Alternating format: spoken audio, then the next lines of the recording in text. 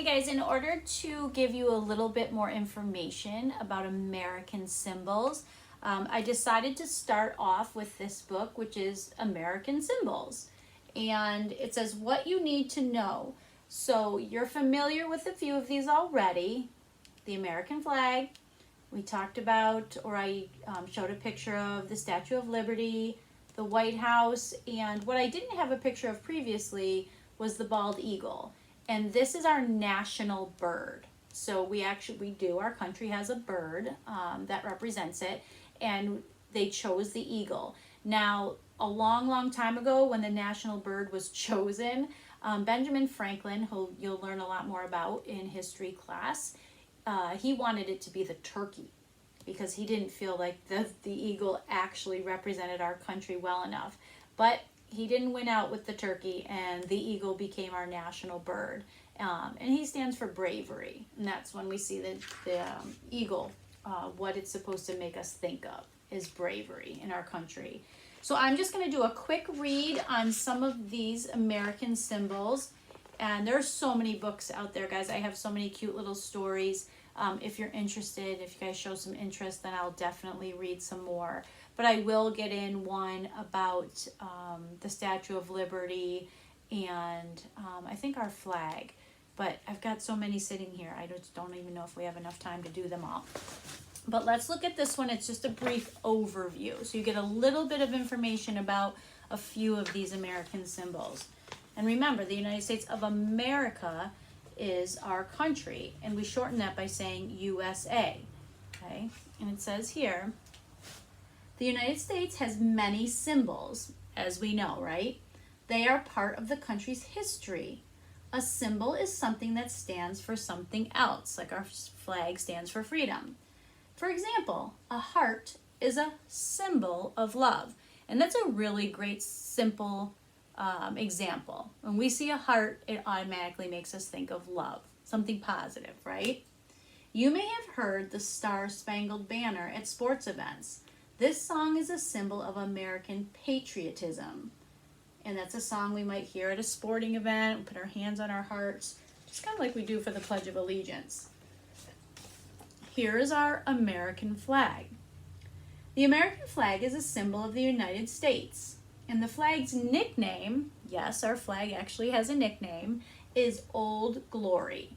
Its colors, obviously, are red, white, and blue. And white stands for purity, red stands for strength, and blue stands for justice. The flag has 50 stars. Do you guys remember why our flag has 50 stars? Think about it for a minute. How many states make up the United States of America, our country? 50. So there is a star that represents each state. That's why there are 50 stars on our flag. There is one star for each state in our nation. The flag's 13 stripes stand for the 13 original colonies. So our flag has 50 stars, 13 stripes. Long, long, long ago, and you'll learn so much more about this when you get a little older in social studies, there were 13 colonies and where people lived, and those are what those stripes represent. Okay. It says down here, astronauts Neil Armstrong and Edwin Buzz Aldrin put an American flag on the moon in 1969. And this gives you an idea of how the flag has changed over time. It hasn't always looked like it looks now. It's transformed or changed. As our country has changed, the flag has changed. And I think that's a good example of how things don't have to stay the same. As time goes on and people change, things change, right? We want to change and we don't want to be stagnant. We want to move along and change things as needed, right? It's important to change when we need to. Here's the bald eagle. The bald eagle has been a symbol of the United States since 1782. We're in the year 2020. It's been a symbol since 1782. It represents strength and bravery, right? Can you see that? Look at how powerful that eagle is. We know he has a really strong beak, right? We talked about its curved nature previously and how it's so strong and it can scoop up its prey, and also its claws and just its sheer power to grab its prey and also to protect itself. And that's what it represents for us. Bald eagles make their homes in North America, and they almost went extinct by 1963. But there are now laws that actually protect people from hunting eagles. It is not legal to do that anymore. And here's a little story about Benjamin Franklin wanting the turkey to be our national bird, which of course male turkeys are really beautiful also, but I think the eagle is a better representation of what we are. Uncle Sam is a symbol. We're not going to read too much about that. Now here's the Great Seal. And if you get a dollar bill for yourself, or you can ask a grown-up for a dollar bill, you'll see the Great Seal that's on the dollar. And it's a symbol of independence. This emblem or symbol is used on important government papers, and it's also found on the $1 bill. Right? And independence means freedom from the control of other people or things. Right? And an emblem is a symbol or a logo. So that's another synonym for symbol or logo. Now this one's really interesting, and I went to Philadelphia and actually got to see the Liberty Bell, and it's actually pretty cool. It's very large. The Liberty Bell is a symbol of freedom, and it was made in 1752 for the Pennsylvania State House. Today that building is called Independence Hall. And if I can find the pictures, I don't know if I can find them, guys, but if I can find the pictures when I took the kids to visit there, I will show them to you for maybe share this week. The words on the bell tell Americans to spread freedom to all people throughout the land, right? Everyone in our country deserves to be free. That's what our country is supposed to stand for. The Liberty Bell has a crack on its side. It was last rung on George Washington's birthday in 1846. And George Washington was our first president. But it has a really big crack in it. And when you go to visit it, you have to stand in this really long line just to see a bell. And you can't get close to it. They don't let you touch it. But it is a really neat thing to see because of what it represents. Ellis Island, which you'll learn more about, which is near the Statue of Liberty.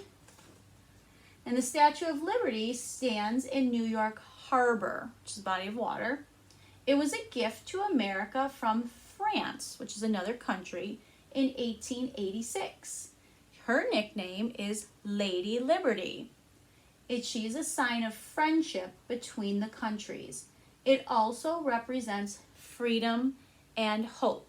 So when people from other countries were leaving their countries to come to the United States for a better life, and they were hoping to find a better life here and move away from some of the things that they didn't like about their countries, as they sailed across the ocean, they knew they were approaching the United States when they could see Lady Liberty or the Statue of Liberty.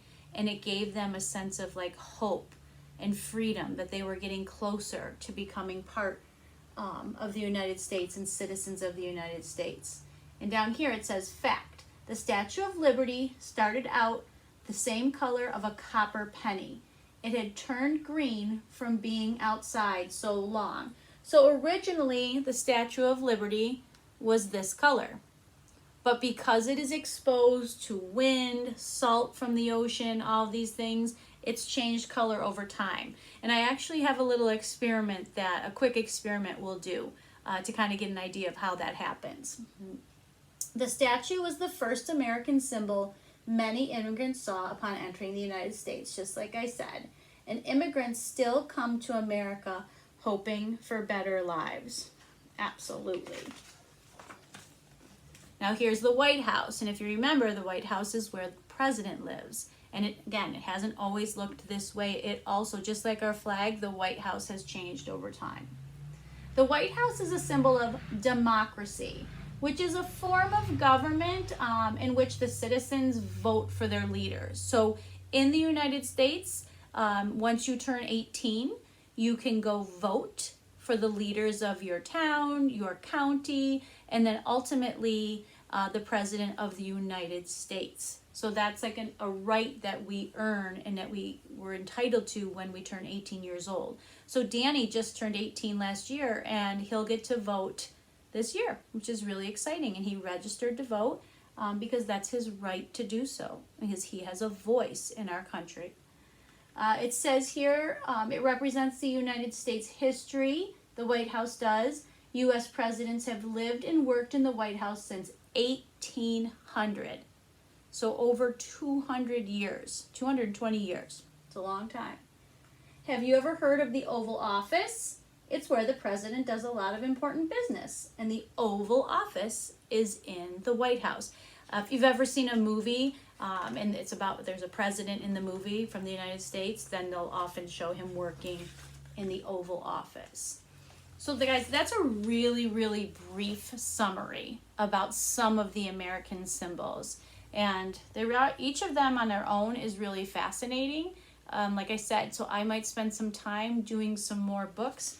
I've got one sitting here, Statue of Liberty, the Liberty Bell, the flag, all of which are really fascinating, and you will learn more about as you get a little bit older. But I think I will do some of those read alouds also for you, just so you have some background knowledge going forward, all right? So I hope you enjoyed that. And you haven't really thought about it before, then it's a good time to start thinking about, what else do I see around my town or my city, or even when I'm reading books or watching movies that are symbols for other things? Think about it.